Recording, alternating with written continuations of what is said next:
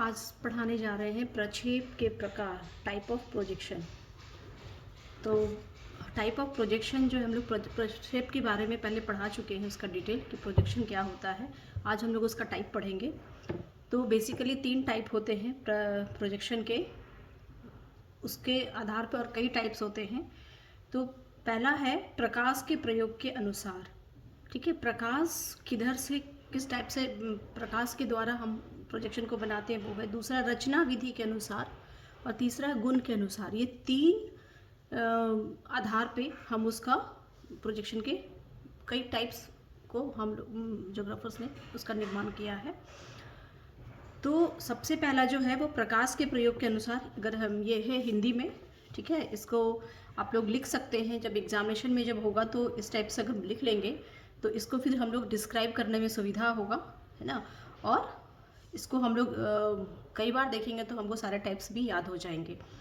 और इंग्लिश में है आपका ये टाइप ऑफ प्रोजेक्शन। जिनको जो इंग्लिश मीडियम के हैं उनको सारे टाइप्स जो है ना, according to use of light based on the method of construction according to merit. इसमें है अकॉर्डिंग टू लाइट जो है वो पर्सपेक्टिव है, नॉन पर्सपेक्टिव है। मेथड कंस्ट्रक्शन के में है सिंपल, कोनिकल, सिलेंड्रिकल, जेनिथल, है ना, और कन्वेक्शनल। ये 4 हैं। सबसे ज़्यादा जो है कंस्ट्रक्शन के मेथड्स से में टाइप्स है, क्योंकि सबसे ज़्यादा हम लोग ज्योग्राफी में भी इसी का यूज़ करते हैं। ठीक है, और अकॉर्डिंग टू मेरिट किस किस प्रोजेक्शन का क्या मेरिट है उसके हिसाब से 3 है। अभी हम लोग इसी का डिटेल पढ़ेंगे, एक एक को हम लोग डिस्क्राइब करेंगे। तो इंग्लिश मीडियम वाले अपना इस टाइप से लिख लेंगे और हिंदी मीडियम वाले इस तरह से लिख लेंगे। हम दोनों मिक्स करके पढ़ाएंगे आप लोग को, ताकि कहीं पे भी कोई दिक्कत ना हो। तो सबसे पहले है क्लासिफिकेशन ऑफ मैप प्रोजेक्शन।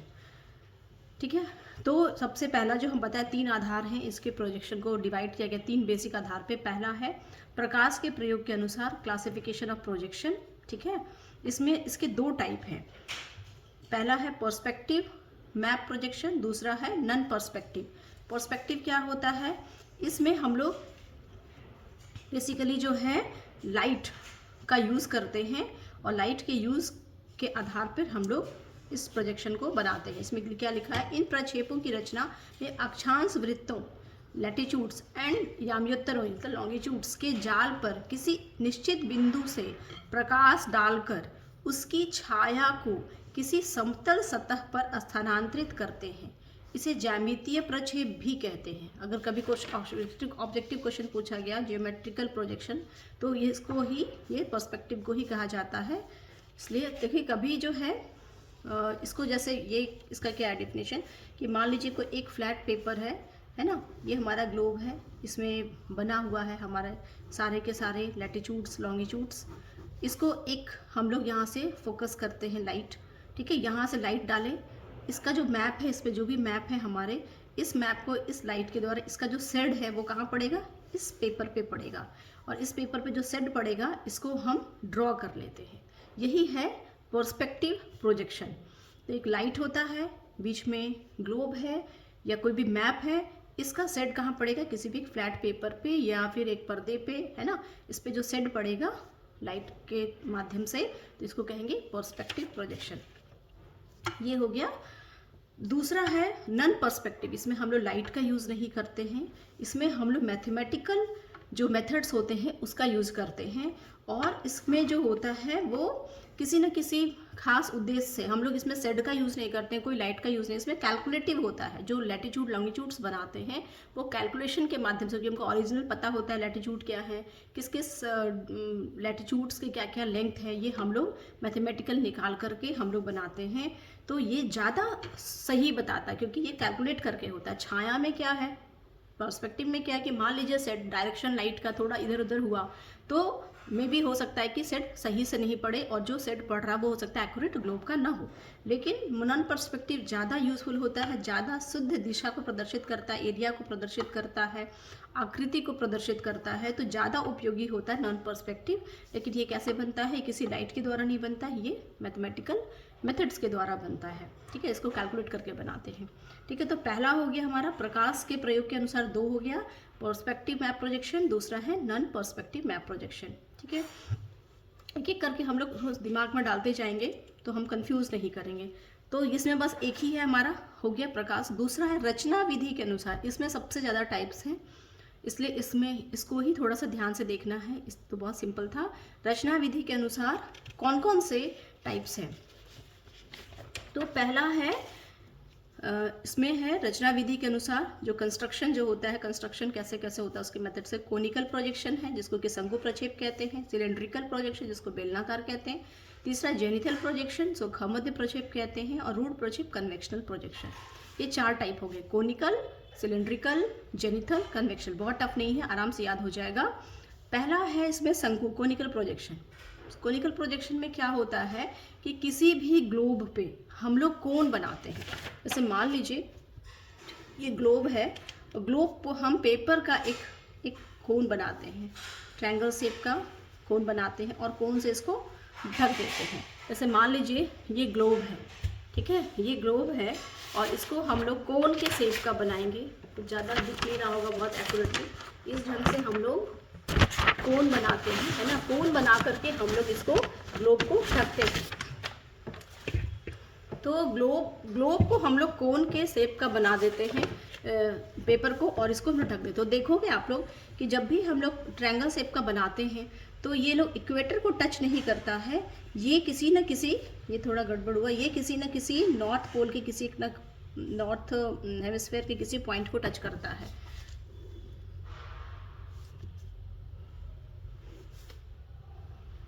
ये मैक्सिमम टाइम ये ना 45 डिग्री को टच करता है। तो ये वाला जो एरिया होता है इसमें कोनिकल प्रोजेक्शन में, या फिर आप अगर इसको बना लोगे साउथ की तरफ में भी तो भी ये भी होगा, ये कोई ना कोई 45 डिग्री के आसपास में ये टच करेगा। ये इक्वेटर को टच नहीं करता है पेपर, ये सिर्फ नॉर्थ हेमिस्फीयर के किसी भी लैटिट्यूड्स को टच करेगा। साथ में इसमें खास बात होती है कि इस का जो पॉइंट होता है, जो पेपर का जो कोन का जो पॉइंट होता है, इसका इक्वेटर का जो ये जो अर्थ का जो सेंटर होता है, ये एक सीध में होनी चाहिए। ये नॉर्थ पोल का पॉइंट, इस पेपर का जो पॉइंट है ऊपर का कोन, और ये पॉइंट तीनों एक सीध में होनी चाहिए। और ये इसमें क्या होता है कि ये 45 डिग्री के वाला जो लाइन होता है लैटिट्यूड्स, इसको ये टच करता है। अब इसमें क्या खासियत है कोनिकल प्रोजेक्शन में, क्योंकि ये पेपर जहाँ पे टच कर रहा है, जिस एरिया में टच कर रहा है, उस एरिया का जो मैप होगा, जो हम कोई भी कंट्री का मैप जो बनाएंगे वो सही होगा। क्योंकि आप देखोगे कि जैसे जैसे ऊपर जा रहा है ये पेपर नॉर्थ पोल के किसी भी पार्ट को टच नहीं कर रहा है, इक्वेटर को ये टच नहीं कर रहा है, इक्वेटर के पास में ये फैल गया है। तो सब टच किसको कर रहा है? सिर्फ ये नॉर्थ हेमिस्फीयर किसी भी आप लैटिट्यूड्स को टच कर सकता है ये, बट इसमें इक्वेटर और पोलर रीजन ये दोनों को छोड़ करके टच करता है। तो जितना हम मान लीजिए कि कोन को छोटा करेंगे, कोन को जितना हम लोग नॉर्थ पोल के पास लाएंगे ये उतना ज़्यादा फैल जाएगा, है ना। और जितना दूर लेके जाएंगे वो उतना और ऊपर वाले पार्ट को ये टच करेगा। तो सिंपल सा बात है कि कोनिकल प्रोजेक्शन में नॉर्थ हेमिस्फीयर या साउथ हेमिस्फीयर में लैटिट्यूड और पोल को छोड़ करके किसी भी लैटिट्यूड्स को वो टच करता है, और जिस भी लैटिट्यूड्स को टच करता है उस लैटिट्यूड का जो मैप होता है वो एकदम सही बनता है। इसमें भी इसके भी 2 टाइप हैं। वन स्टैंडर्ड पैरेलल, जिसमें कि किसी एक लैटिट्यूड्स को वो टच करता है। दूसरा होता है मॉडिफाइड कोनिकल प्रोजेक्शन, इसमें एक से अधिक स्टैंडर्ड पैरेलल को टच करता है। और बेसिकली जो है ये संशोधित होता है किसी न किसी पर्पस से, और ये गणितीय विधि से बनाया जाता है जो मॉडिफाइड कोनिकल प्रोजेक्शन होता है, ठीक है। तो इसमें आप देखोगे कि ये सेंटर है, ये नॉर्थ पोल है, और ये ध्रुव जो है इस कोन का, ये तीनों के तीनों क्या होता है एक सीध में होनी चाहिए, और उसमें वन स्टैंडर्ड पैरेलल किसी भी एक लैटिट्यूड्स को ये टच करेगा। दूसरा हो गया सिलेंड्रिकल प्रोजेक्शन। इसमें क्या होता है कि पेपर को सिलेंडर के शेप में, मतलब यहाँ पे देखिए ग्लोब के चारों तरफ जो है एक पेपर को फोल्ड करके घुमा दिए हैं, और इस सिलेंड्रिकल प्रोजेक्शन में जो है इस पेपर का कौन सा पार्ट टच हो रहा है, इसमें इक्वेटर का पार्ट जो है, इसमें बीचों बीच अगर हम ग्लोब के नॉर्थ पोल साउथ पोल के नॉर्थ पोल बना दें तो इसके बीचों बीच इक्वेटर को ये टच करता है सिलेंड्रिकल प्रोजेक्शन। इक्वेटर को टच करने की वजह से यहाँ पे क्या होगा, किसका किस जगह का मैप सही बनेगा, ये इक्वेटर वाले एरिया का मैप सही बनेगा। इसका जो भी एरिया है और इसका जो आकृति है वो सही बनेगा। तो बेलनाकार जो होता है, सिलेंड्रिकल प्रोजेक्शन जो होता है, वो इसका क्या है, कागज के खोखले बेलन की बाहरी सतह पर, कागज का खोखला बेलन है, इसके बाहरी सतह पर भूग्रिड प्रक्षेपित करके, भूग्रिड प्रक्षेपित मतलब लैटिट्यूड और लॉन्गिट्यूड्स को हम लोग उसको उस पर सेट डाल करके उसको ड्रॉ करते हैं ना, प्रक्षेपित मतलब उसको वो प्रोजेक्ट करते, प्रक्षेपित करके करने के पश्चात बेलन के कागज की सपाट फैलाने से, उसके बाद क्या करते हैं, इसको करके इसका सारा लैटिट्यूड लॉन्गिट्यूड्स को इस वाले पेपर पे हम लोग ड्रॉ कर लिए, जो उसका सेट बना, और फिर इस पेपर को हम खोल देते हैं। अक्षांश देशांतर रेखा जाल का बेलनाकार प्रक्षेप बन जाता है। यह बेलन ग्लोब की भूमध्य रेखा को स्पर्श करती है। ये किसको स्पर्श करती है? भूमध्य रेखा को। कोनिकल में क्या था कि वो नॉर्थ हेमिस्फीयर या साउथ हेमिस्फीयर को किसी लैटिट्यूड को टच करेगी, इक्वेटर और नॉर्थ पोल को छोड़ करके, लेकिन इसमें क्या है, सिर्फ और सिर्फ इक्वेटर को टच करेगा। इसकी खासियत क्या क्या है कि एक भूमध्य रेखा पर इसकी मापनी जो होती है, जो मैप जो होता है वो एकदम करेक्ट होता है। दूसरा, जितने भी इसमें लैटिट्यूड्स लॉन्गिट्यूड्स होंगे सबके सब एक दूसरे को राइट एंगल पे काटेंगे, समकोण बनाते हुए काटेंगे, और इसकी आकृति क्या होती है, आयताकार शेप का ये बनता है। तीसरा हो गया कि ये दूरी प्रक्षेप बनाने के उद्देश्य से इसमें गणितीय विधियों के द्वारा निश्चित की जाती है। अक्षांश वृत्तों के बीच की दूरी जो है वो हम लोग मैथमेटिकल मेथड से निश्चित करते हैं। अब इसमें इसके भी टाइप है, 5 टाइप है, इसको भी आप लोग याद कर लीजिएगा। पहला है पर्सपेक्टिव सिलेंड्रिकल, संदर्श बेलनाकार। दूसरा है इक्वी डिस्टेंस सिलेंड्रिकल, समदूरस्थ बेलनाकार। नाम से बहुत कुछ आपको पता चल जाएगा। संदर्श में क्या होता है, इसमें लाइट के द्वारा हम सेट के द्वारा हम बनाते हैं, इस पेपर पे, सिलेंड्रिकल पेपर पे हम लोग ड्रॉ करते हैं मैप को। इसमें क्या है कि इक्वी डिस्टेंस, इसमें कुछ मैथमेटिकल होता है। इसमें जो लैटिट्यूड्स होते हैं और लॉन्गिट्यूड्स होते हैं सब एक दूसरे के सेम डिस्टेंस पे होते हैं। लैटिट्यूड हो कि लॉन्गिट्यूड हो, इसका डिस्टेंस में कोई फर्क नहीं होता है। ठीक है। तीसरा हो गया बेलनाकार समक्षेत्र प्रक्षेप सिलेंड्रिकल इक्वल एरिया प्रोजेक्शन। मतलब इसमें जो है, इसमें खासियत क्या होती है, जनरली क्या होता है कि चूंकि हमारा ग्लोब जो है वो क्या है, ऊपर में जा करके थोड़ा सा फ्लैट हो गया साउथ में, तो बेसिकली जितने भी लैटिट्यूड्स हैं ये जैसे जैसे नॉर्थ की तरफ जाते हैं, ये थोड़ा सा इनका जो एरिया डिस्टेंस जो है इनके बीच का ये बढ़ता जाता है। ये जैसे जैसे नॉर्थ पोल की तरफ जाते हैं इनका डिस्टेंस जो है वो बढ़ता जाता है। ये रियल में ग्लोब में होता है, या अर्थ पे रियल में है। लेकिन इसमें क्या कह रहा है कि जो अक्षांश वृत्त है इसमें इक्वल एरिया में है, ये जो है डिस्टेंस कम होता जा रहा है। क्या कह रहा है कि इक्वेटर से जब साउथ नॉर्थ पोल या साउथ पोल की तरफ जो लैटिट्यूड, दो लैटिट्यूड्स के बीच में जो डिस्टेंस है वो कम होता जाता है, जो कि इसके अपोजिट है, बट इसमें इक्वल एरिया को प्रदर्शित करते हैं। ठीक है, तो ये इसकी खासियत है। तीसरा है मर्केटर। मर्केटर में क्या होता है, जो रियल में जो हमारा बढ़ता है ना वही इसमें दिखता है। दैट मीन्स कि जैसे जैसे नॉर्थ पोल जाते हैं या साउथ पोल की तरफ, तो जो रियल में हमारा गैप जो बढ़ता है वो इसमें भी, मर्केटर में भी गैप को बढ़ाया जाता है बनाने में, दो लैटिट्यूड्स के बीच के। ठीक है। तीसरा है, पांचवा जो है आपका गॉल या त्रिविम प्रक्षेप है, जिसको गॉल्स स्टीरियोग्राफिक प्रोजेक्शन कहते हैं। इसमें क्या होता है कि हम इमेजिन करते हैं कि एक सिलेंडर को बीचों बीच पेपर को, और ये कौन सा जगह को कट करता है, 45 डिग्री को, 45 डिग्री को दो जगह ये टच करता है, 45 डिग्री वाले एंगल को टच करता है, उस वाले लाइन को टच करता है। इसमें दो होते हैं, 2 पॉइंट। पहले क्या था कि सिलेंड्रिकल में सिर्फ इक्वेटर को टच करता था बेसिकली, लेकिन ये जो गॉल्स है इसमें क्या करता है कि इमेजिन किया गया कि उस पेपर को ग्लोब के अंदर घुसा दिया गया है, और ग्लोब को अंदर घुसा दिया गया है, और ये दो जगह टच करता है, इसका 45 डिग्री और 45 डिग्री नॉर्थ और साउथ में टच करता है। तो इसमें क्या होता है कि 45 डिग्री और 45 डिग्री नॉर्थ साउथ के एरिया वाले, इस वाले एरिया में जो भी मैप बनता है, ये मैप करेक्ट बनता है, इसका एरिया, इसका शेप सही बनता है। ठीक है, तो ये गॉल्स स्टीरियोग्राफिक प्रोजेक्शन का ये खासियत है। तो हम लोग 5 पढ़ लिए इसमें। पहला पर्सपेक्टिव सिलेंड्रिकल, दूसरा इक्वी डिस्टेंस सिलेंड्रिकल प्रोजेक्शन, तीसरा सिलेंड्रिकल इक्वल एरिया प्रोजेक्शन। इसमें इक्वी डिस्टेंस है, इसमें इक्वल एरिया है, और इसमें है ऑर्थोमॉर्फिक, है ना, इसमें शेप सही होता है। इसमें क्या होता है, शेप सही बनता है, आकृति इसकी सही बनती है। और पांचवा में क्या है कि 45 डिग्री और 45 दो लैटिट्यूड वाले एरिया का इसमें मैप सही बनता है।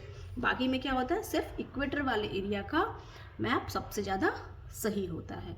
तो समझ में आ गया, ये 5 टाइप्स हो गए किसके, सिलेंड्रिकल प्रोजेक्शन के। अब तीसरा जो है आपका वो है जेनिथल प्रोजेक्शन। ये हम लोग किसका टाइप पढ़ रहे हैं, कंस्ट्रक्शन, है ना, कंस्ट्रक्शन बेस पे जो प्रोजेक्शन के जो टाइप्स हैं उसको पढ़ रहे हैं हम लोग। जेनिथल प्रोजेक्शन है हमारा तीसरा। अच्छा, इसमें क्या होता है, जेनिथल मतलब क्या होता है कि कोई भी ग्लोब है उसमें किसी भी पेपर को साइड में नहीं रख करके हम लोग इस पर फ्लैट रख देते हैं। ये फ्लैट किसी भी पॉइंट को टच होता है, ये नॉर्थ पोल भी हो सकता है, साउथ पोल भी हो सकता है, ये कोई भी एरिया अगर फ्लैट पेपर को रख देंगे तो वो सिर्फ एक पॉइंट को ही टच करेगा। कभी भी देखिए जैसे जैसे जा रहे हैं वैसे वैसे डिस्टेंस इससे बढ़ते जा रहा है। तो जेनिथल में क्या है, जब हम फ्लैट पेपर को फ्लैट किसी भी एक पॉइंट पर टच करते हुए रखते हैं ग्लोब के किसी भी एक पार्ट को, तो इस टाइप का जो प्रोजेक्शन होता है उसको क्या बोलते हैं, जेनिथल प्रोजेक्शन कहते हैं। अब जेनिथल प्रोजेक्शन को जो बनाया गया इसमें है क्या लिखा हुआ, पढ़ लेते हैं। ग्लोब को किसी बिंदु पर स्पर्श करती हुई मानी गई किसी समतल सतह, प्लेन सरफेस, जैसे पेपर का प्लेन सरफेस पर प्रक्षेपित अक्षांश देशांतर रेखा जाल खमध्य प्रक्षेप कहलाता है। इसी प्लेन पेपर सरफेस पेपर पे हम लोग लैटिट्यूड और लॉन्गिट्यूड्स को हम लोग प्रक्षेपित करते हैं, मतलब उसको हम लोग ड्रॉ करते हैं, है ना। ये उस बिंदु को जहाँ प्रक्षेपण तल ग्लोब को स्पर्श करता है, जहाँ पे प्रक्षेपण तल, जो प्रक्षेपण तल हो गया मतलब जो फ्लैट पेपर है वो जहाँ पे ग्लोब को टच करता है उसको कहते हैं सेंटर ऑफ प्रोजेक्शन। जैसे मान लीजिए कि ये जो है, ये जो टच कर रहा है यहाँ पे, इसको क्या बोलेंगे, सेंटर ऑफ प्रोजेक्शन, ठीक है। और इसको इसको इसको ये कहते हैं टेंजेंट प्लेन भी कहते हैं, टेंजेंट प्लेन, ठीक है ना। और जिस बिंदु पर प्रकाश की कल्पना की जाती है, जैसे यहाँ पे है, मान लीजिए ये वाला पे लाइन है, अगर यहाँ पे हम लोग एक लाइट फोकस हो रहा है यहाँ से, और ये इस ग्लोब का जो है लैटिट्यूड ये इस पे प्रक्षेपित हो रहा है, तो ये वाला जो पॉइंट है इसको क्या बोलेंगे, आई पॉइंट, जहाँ से लाइट हो रहा है, और उसे नेत्र स्थान पॉइंट कहते हैं। इस प्रक्षेप केंद्र ग्लोब का केंद्र तथा नेत्र स्थान तीनों एक सरल रेखा में होती है। इसमें क्या होता है कि ये जो है सरफेस जो है ना, सेंटर ऑफ प्रोजेक्शन या टेंजेंट प्लेन प्लस बीच का सेंटर प्लस आई सेंटर, ये तीनों एक सीध में होनी चाहिए।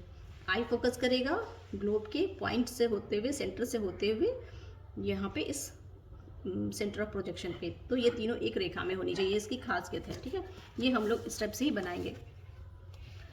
तो समझ में आ गया, इसमें नेत्र स्थान तथा टेंजेंट प्लेन की भिन्न भिन्न स्थितियों के अनुसार इसको उपवर्गों में विभाजित किया गया है।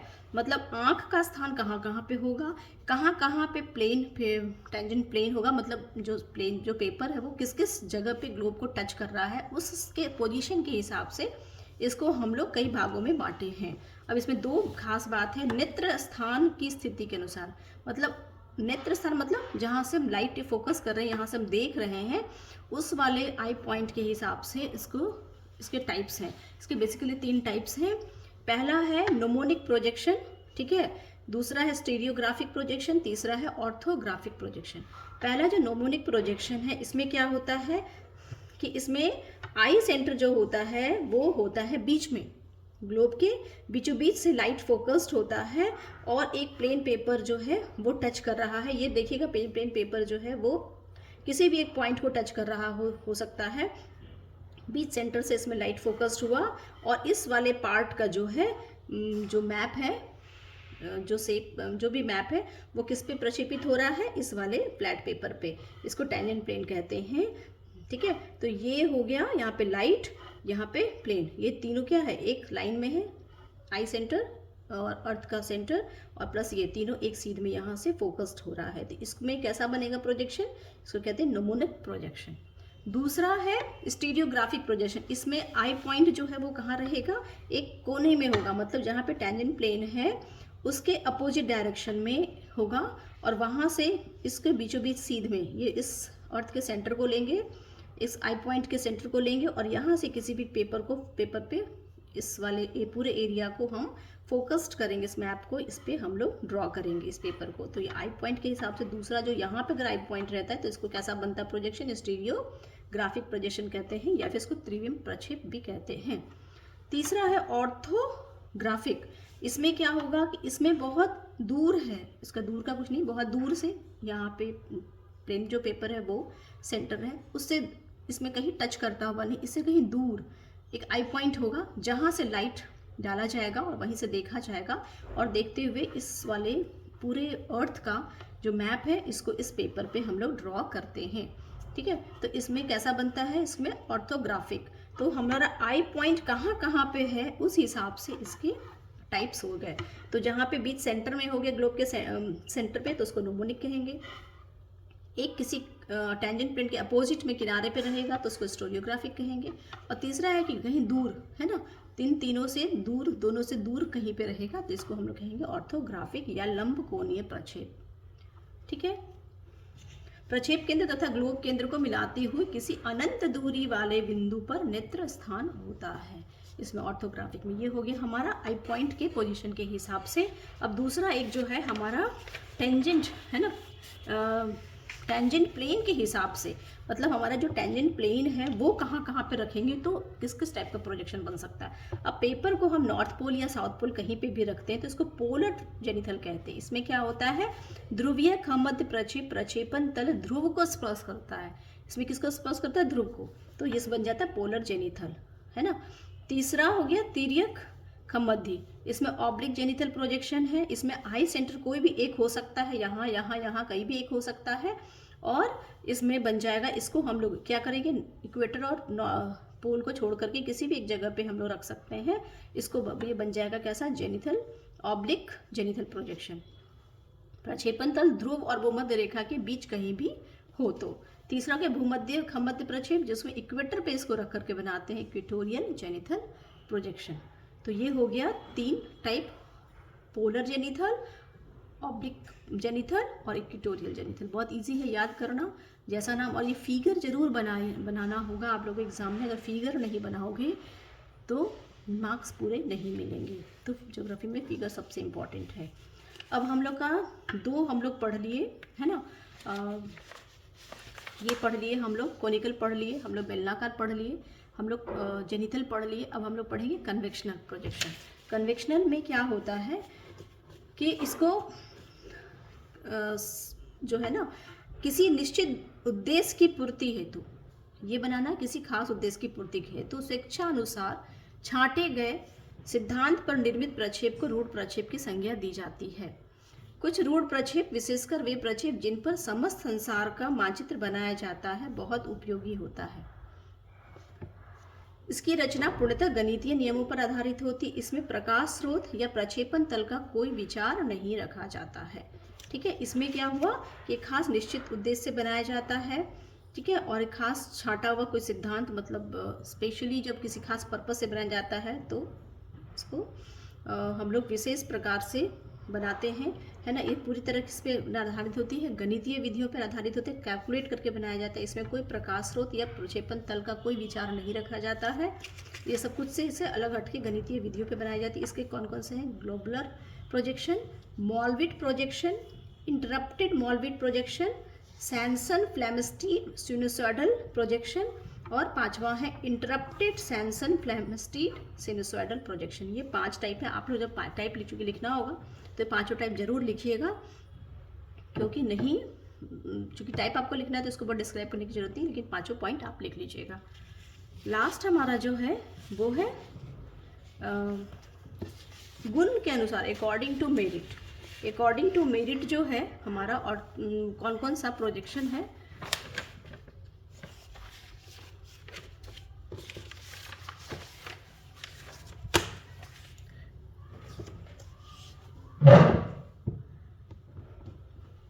अकॉर्डिंग टू जो मेरिट है, classification of projection according to merit. किसी सर्वगुण संपन्न प्रक्षेप की 5 विशेषताएं होती हैं। कोई भी प्रक्षेपण जो है अभी तक पूरी तरह सारे गुणों से पूर्ण नहीं रहा है। तो इसमें सर्वगुण संपन्न की में जो है ये होना चाहिए। क्या क्या होना चाहिए इसमें, शुद्ध, कोई भी प्रक्षेप में उसकी आकृति सही होनी चाहिए, उसका एरिया सही होना चाहिए, उसका डायरेक्शन सही होना चाहिए, उसका स्केल सही होना चाहिए, और साथ में वो बनाने में सरल होना चाहिए। ये 5 गुण होते हैं किसी भी प्रक्षेपण में होने चाहिए, कोई भी मैप जब हम बनाते हैं। लेकिन कोई भी ना इन 5 से अभी तक कोई भी ऐसा प्रोजेक्शन नहीं जिसमें 5 सही रहा हो, लेकिन हाँ मैक्सिमम सही रहने की कोशिश होती है। तो गुण के आधार पर इनको 3 भागों में बांटा गया है। पहला है यथाकृतिक प्रोजेक्शन, ऑर्थोमॉर्फिक प्रोजेक्शन। दूसरा है होमोग्लोग्राफी, प्रोजेक्शन, तीसरा है एजामिथुल प्रोजेक्शन। ठीक है, तो ये यथाकृति मतलब इसमें आकृति सही होती है, इसमें क्षेत्र सही होता है मतलब एरिया सही होता है, और शुद्ध दिशा वाला जो है वो उसमें दिशा को सही मैक्सिमम दिशा को प्रेफरेंस दिया जाता है। यथाकृतिक प्रोजेक्शन में क्या क्या, मानचित्र पर धरातल के किसी भी छोटे से छोटे भाग की वही आकृति आती है जो उस क्षेत्र के ग्लोब पर है, तो उस मानचित्र का प्रक्षेप यथाकृतिक कहते हैं। दैट मीन्स कहने का मतलब है कि ग्लोब का कोई भी एरिया में कितने लैटिट्यूड्स में विस्तार है, उसको कितना लॉन्गिट्यूड्स में विस्तार है, क्या उसका एरिया है, तो चूंकि छोटा से छोटा ऐसा कोई भी क्षेत्र जो कि एकदम ग्लोब पे जो उसकी आकृति है वो ओरिजिनल आकृति उस पेपर पे आए, उसको कहते हैं क्या, यथाकृतिक या ऑर्थोमॉर्फिक प्रोजेक्शन कहते हैं। ठीक है, इसमें क्या होता है, शुद्ध आकृति शुद्ध दिशा के लिए ये महत्वपूर्ण है। इसमें आपका क्वेश्चन बहुत इंपॉर्टेंट है, इसमें पूछा जा सकता है कि इस टाइप का जो है वो कौन कौन सा प्रोजेक्शन है। तो इसमें सबसे इंपॉर्टेंट है मर्केटर, जिसमें क्या होता है आकृति सही होती है और दिशा सही होता है, मर्केटर है। दूसरा त्रिविम स्टीरियोग्राफिक है, अच्छे उदाहरण है इसके। ठीक है, ये दो प्रोजेक्शन इसको रट लेना एकदम। और ये किस पर्पस से है, कभी भी ये क्वेश्चन पूछा जा सकता है कि वायु दिशा बनाने के लिए आप बताइए कौन सा प्रोजेक्शन बनाएंगे, तो फिर मर्केटर और स्टीरियोग्राफिक है। महासागरीय धारा किधर से किधर जा रहा है ये इसको पता करने के लिए, परिवहन मार्ग के लिए, ये सारे के लिए जो है ये दो प्रोजेक्शन जो है ये बहुत इंपॉर्टेंट है। ठीक, तो क्वेश्चन जनरली यहाँ से पूछ दिया जाता है कि मर्केटर किस पर्पस से है, या फिर स्टीरियोग्राफिक किस पर्पस से बनाया जाता है, या फिर ये सीधे पूछ जाएगा कि इस पर्पस के लिए परिवहन मार्ग के लिए कौन सा प्रोजेक्शन बनाया जाएगा। तो ये ऑब्जेक्टिव क्वेश्चंस में आ सकते हैं या वाइवा में आते हैं। दूसरा है समचित्र प्रक्षेप, मतलब इसमें कि एरिया सही बताता है। इस प्रक्षेप पर बने मानचित्र में सर्वत्र क्षेत्रफल शुद्ध होता है। क्या शुद्ध होता है, क्षेत्रफल, परंतु वास्तविक आकृति में परिवर्तन हो जाता है। देखिए अब जब एरिया सही हुआ तो उसका शेप बिगड़ गया, क्योंकि ग्लोब को पूरी तरह पेपर पर उतारा ही नहीं जा सकता है, क्योंकि इसमें एक दिशा में मापनी बढ़ी हुई तथा दूसरी दिशा में घटी हुई होती है। जब भी हम बनाते हैं तो एक दिशा में मापनी बढ़ जाता है तो दूसरी दिशा में घट जाता है, जिसकी वजह से इसका आकृति बिगड़ जाता है। जब हम एरिया बनाने लगते हैं तो इसका शेप बिगड़ जाता है। तो ये इसमें कौन कौन सा प्रोजेक्शन है जिसका हमको एरिया पता करना है सही, उसके लिए हमको मोलविट प्रोजेक्शन है तथा सैनसन फ्लेमिस्टीड सिनुसोइडल प्रोजेक्शन इसके लिए बनाया जाता है। इसके लिए जो है ये जो है कन्वेक्शनल प्रोजेक्शन का एक टाइप था, आप लोग पढ़े थे इसमें, है ना। तो इसमें उदाहरण है, इसके क्षेत्रफल की शुद्धता होती है। ये किस पर्पस से, राजनीतिक पर्पस से, सांख्यिकीय पर्पस से, वितरण मानचित्र में प्रयोग किया जाता है। अब ये क्वेश्चन पूछ सकता है कि राजनीति के लिए कौन सा प्रोजेक्शन परफेक्ट होगा, तो मोलविड और फ्लेमिस्टीड सिनुसोइडल प्रोजेक्शन परफेक्ट होगा सांख्यिकी के लिए। तो ये आपको बहुत इंपॉर्टेंट है, इससे क्वेश्चंस अक्सर आते हैं, वाइवा में भी आ सकते हैं और आपके एग्जाम में भी आ सकते हैं। तीसरा है शुद्ध दिशा प्रक्षेप, एजीम्यूथल प्रोजेक्शन। मर्केटर तथा खमध्य प्रक्षेप में दिशा शुद्ध होती है। इसमें क्या होता है, दिशा शुद्ध होती है। इस मानचित्र में किन्हीं दो बिंदुओं को मिलाने वाली सरल रेखा का वही दिशा होती है जो ग्लोब पर उन बिंदुओं को मिलाने वाली बृहद वृत्त की होती है।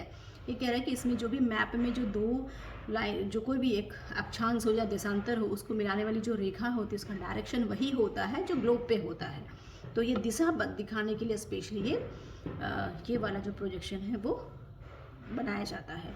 ठीक है, इसका कोई टाइप्स करके नहीं दिया है। तो बेसिकली हमारा दो जो है प्रोजेक्शन, ऑर्थोमॉर्फिक और होमोलोग्राफिक, ये दो प्रोजेक्शन जो है वो बहुत ही इंपॉर्टेंट है। और इसके खास तौर से ये वाले जो पॉइंट्स है ना आपको कि किस पर्पस से कौन कौन सा प्रोजेक्शन बनेगा, इससे क्वेश्चंस आते हैं।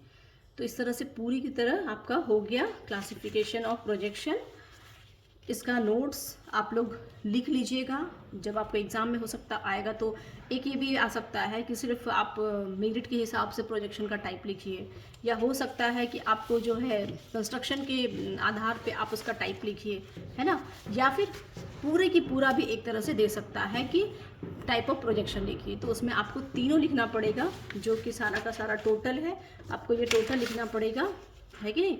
ये आपको तीनों लिखना होगा। लेकिन अगर मान लीजिए कंस्ट्रक्शन के, तो कंस्ट्रक्शन में ये आपको लिखना, ये सबसे इम्पॉर्टेंट है, सबसे ज़्यादा नहीं कि सबसे इम्पॉर्टेंट है। और अगर सिर्फ मेरिट का लिखना होगा तो आपको इसको डिटेल में लिखना होगा। इसलिए मैंने मैक्सिमम डिटेल में लिखा है, बट आप इस वाले पॉइंट्स को एकदम याद करके इसको ज़रूर लिखिएगा। जब आप इसको शुरू में ही लिख लीजिएगा तो इसको फिर आपको डिस्क्राइब करने में बहुत सुविधा होगा आंसर्स में। तो इस ढंग से ये टाइप ऑफ प्रोजेक्शन ख़त्म हुआ। अब जो है हम बेसिक कंसेप्ट तो आपको दे चुके हैं प्रोजेक्शन का, और उसका कंसेप्ट का अगर होगा तो मैं भी नोट इसका बना के दे दूँगी। Thank you.